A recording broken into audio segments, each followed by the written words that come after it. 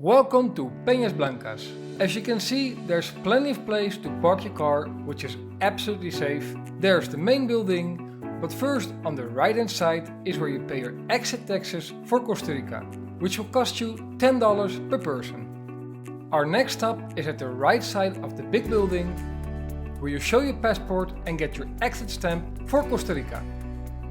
After that, just continue down this road until you see a big white building of the borders of Nicaragua. At this small window, you either show your vaccination card or your negative PCR test before you enter the building at this entrance. Here you pay $1 taxes when you come in and $13 at the office where you get your entry stamp for Nicaragua.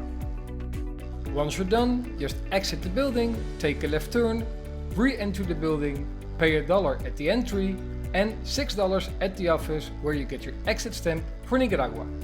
And after that, you just simply walk back to the first office in Costa Rica.